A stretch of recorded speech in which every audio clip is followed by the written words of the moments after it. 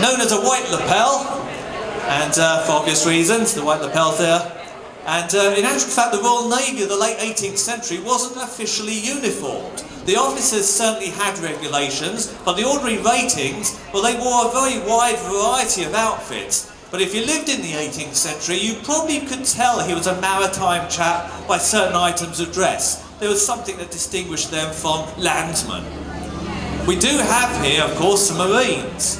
Now, I call them purposely Marines because they're not Royal Marines at this time. It was a few years later that, because of their valued service in several wars, the British Crown, under King George III, decided that they would be redesignated Royal Marines. So at this time they are the corps of Marines, and they are dressed in the familiar British red coat, madder red coat, and faced with white. Right, we will start to move on with the drill, but what I will do is perhaps call forth... Actually, we will not do the firing here. We'll move a little bit further along for the firing of the muskets. So at this point, I'll just go through the basic drill, just to show you that they actually are familiar with it. It does actually come from manuals of the time.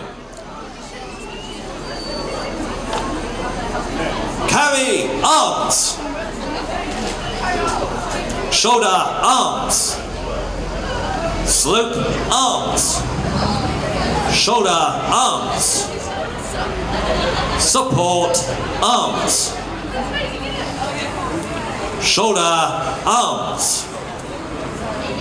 Secure arms. Shoulder arms. Present arms. New fellow in the Marines there, so don't be too cruel on him. He's still learning the drill. That doesn't mean you don't get flogged, it just means we accept you're still learning the drill. We like to be authentic in this society. Shoulder arms. Trail arms. Shoulder arms. Order arms.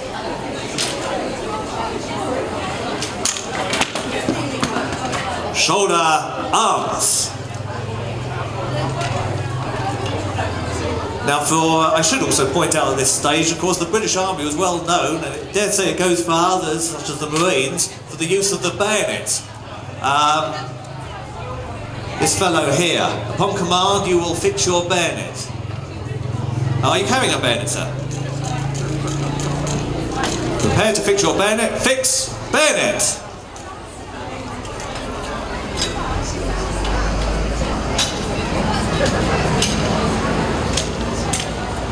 Shoulder arms. Prepare to charge bayonets. Charge bayonet. Push bayonet. Shoulder arms. Prepare to remove your bayonet. Remove bayonet.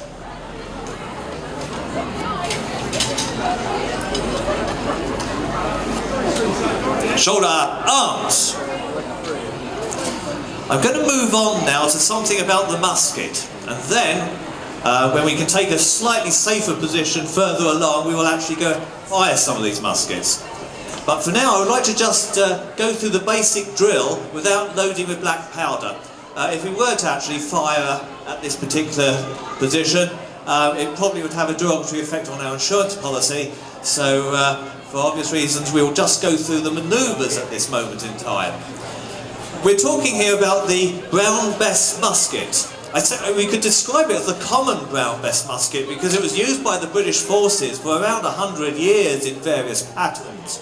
It was no better or worse than most muskets in Europe, but certainly we can claim, Britain that is, to have achieved a great deal on the battlefield with such a weapon.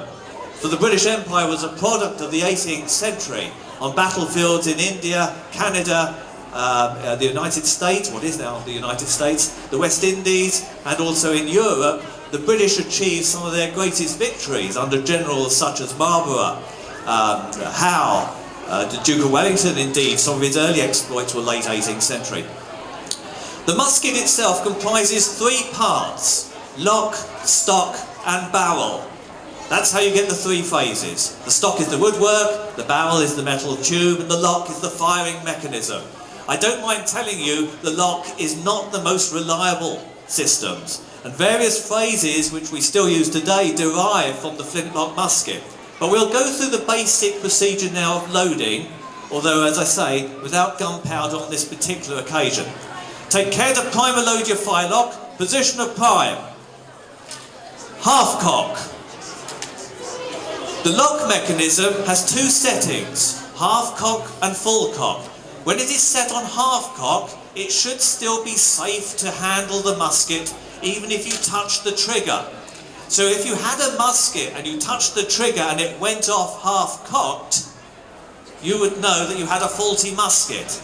But of course that phrase is still used by some of us to go off half cocked. It derives from the flintlock musket.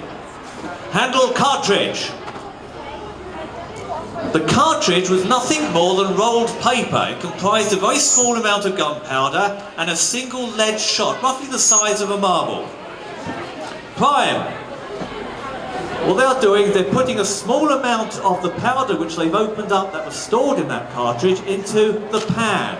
The pan is nothing more than a groove